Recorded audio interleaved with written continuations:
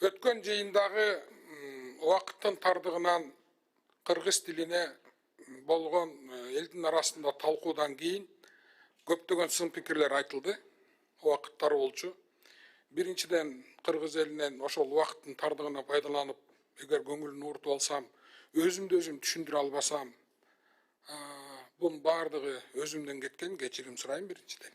Экинчиден бир саясатчы айтмакчы, мунуям көрүш керек эле, мунуям көрдүк. Элдин талкуусун көрдүк. Биз кыргыз тил мыйзамын былтыр кабыл алып келгенбиз, конституциялык мыйзамды. Ал жерде баары өтүп, ошондо биз айтканбыз.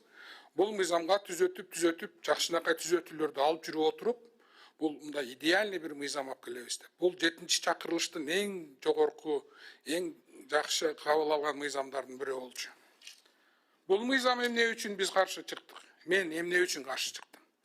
Биринчиден, эгер бул мыйзам азыркы түрүндө кабыл алса, жогорку кеңештин депутаттарын албаганда жогорку кеңештин аппараты, прокурорлор жана тергөөчүлөр, министрлер, аткаруу бийлик органдарынын жетекчилери, Конституциялык сот жана соттор, Улуттук банк, укук коргоо, МВД, ГКМБ, адвокаттар, нотариустар деги эле мамлекеттик башкаруу системасынын баардыгы кабинет министринин чечимдерин билген деңгээлде болуш керек болчу. Бул эмне дегендик? Бул С1 дегендик.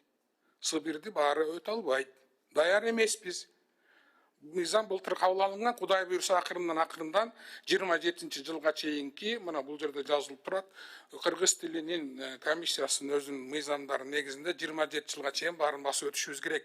Ушул органда иштегендердин баары ушул С1ди өтөт деген ким кепилдик бере алат? Бере албайсыңар. 50%-нен көбү бере албайт бул экзаменди. Мен ыр жазган, поэзия жазган адам катары, кыргыз тилин ташып жүргөн адам катары мен араң өткөм С1ден. Ошон үчүн мамлекеттик органда бул жагынан хаос жаралышы мүмкүн болчу. Кадрлардын баары кетет, ошол жакта иштеп жүргөн. Көбү бере албайт. Бул биринчиден. Экинчиден, мектептердеги бул мыйзамдарда мыйзам баарына текшиштейт. Мектептеги эки түр кыргыз тилин биз экзамен беребиз. Бирөө орус тилдүү мектептерде, бирөө кыргыз тилдүү мектептерде. Орус тилдүү мектептерде 700 миңге жакын бала эгер экзаменден өтө албай калса, жеке жактарга 5 миң сом айыппул, юридикалык жактарга 17 миң сом айыппул салынмак. Эртең жеке жак деген ким бул? Ата-эне бала. Юридикалык жактар деген ким бул? Мектеп менен Минобразование. Өзүбүз айыппул салабызбы? Еще класстан көчпөй калса, 50 балалык бир класстан бир класска көчпөй эмдиги жылы калса 100 бала болот. Муну көтөрө алабы? Көтөрө албайт. Биз ушуну айтканбыз. Анан бизди душман кылып, мандатын алгыла, өлтүргүлө, кыйгыла, кескиле деп көп окуган эмес. Мен терең түшүнүп атам, кыргыз тили бизге керек.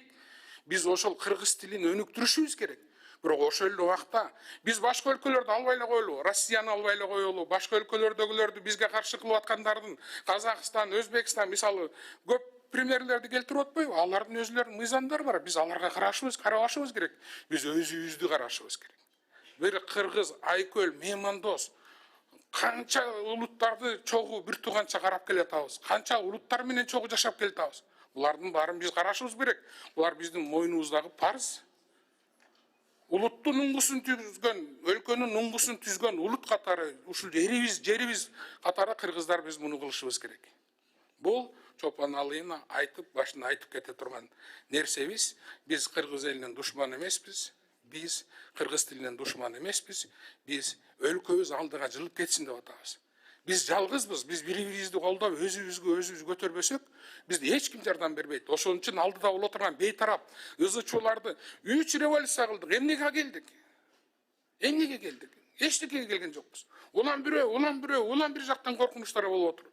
Ошон үчүн бул жагынан дагы коркунуч болбосун деген эле неме бир сунуш. Эми биз кыргыз тил комиссиясы менен Чолпон Алыйна өкмөт менен иштеп, биз 2 сунуш бердик, 6 сунуш бердик. Ошонун ичинен эң негизгиси депутаттар кыргыз тилин билиш керекпи дегенге кабинет министрликтин чечимдеринин деңгээлинде кыргыз тилин деген ал деңгээлде эч ким биле албайт деп атабыз. Кээ бир гана мындай Кыргызстан жарымы гана билбесе, даже кашкасы биле албайт. Ошон үчүн кыргыз тилин билген деген сунушту киргиздик биз.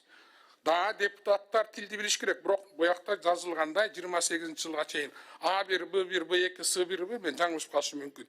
Ошол кыргыз тилин айтып түшүндүрө билген деңгээлде билиш керек деп сунуш киргизип атабыз. Муну кыргыз тил комиссиясынын төрагасы да чоң рахмат. Өкмөткө да чоң рахмат. Муну кабыл алдык, бир чечимге келдик. Мелис мырза, сизге чоң рахмат.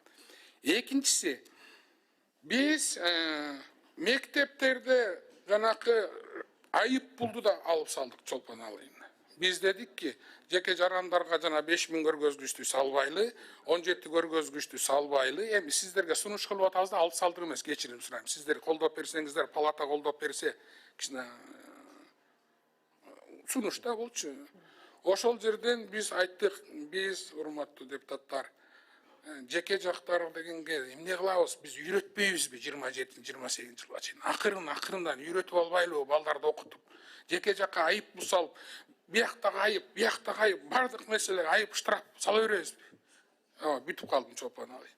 Ошон үчүн ошону алып салдык дагы, силерге сунуш берип атабыз. 170 көргөзгүчтү жеке жактар эмес, юридикалык жактарга калтырып эле биринчи эскертүү берет. Андан кийин бир жылдан кийин эгер ошол неме болбосо, ишке ашпаса, анда ошону кайра Кудай буйруса, анда айыппул салынат деп өкмөт менен тил комиссиясы менен биз сунуш алып келип атабыз. Урматтуу депутаттар, колдоп берип койсоңуздар, дагы бир жолу айтып атабыз. Биз кыргыз тилинин душманы эмеспиз. Кыргыз тили өнүгүшү керек. Мамлекеттик өзүбүздүн тилибиз менен сүйлөшүбүз керек. Бирок ошол эле убакта башка улутту дагы карап, колдоп, алар менен акырын достук мамиледе алдыга жылып, бир 27-28 жылга чейин үйрөтүп алышыбыз керек. Көңүл буруңуздарга чоң рахмат. Чолпон Алыйына ушул менин сунуштарымды колдоп берип коюңуздар суранам. Рахмат. Рахмат. Болбосо Садылкович, сиз айткан, сиз берген сунуштардын бардыгын колдоп атабыз.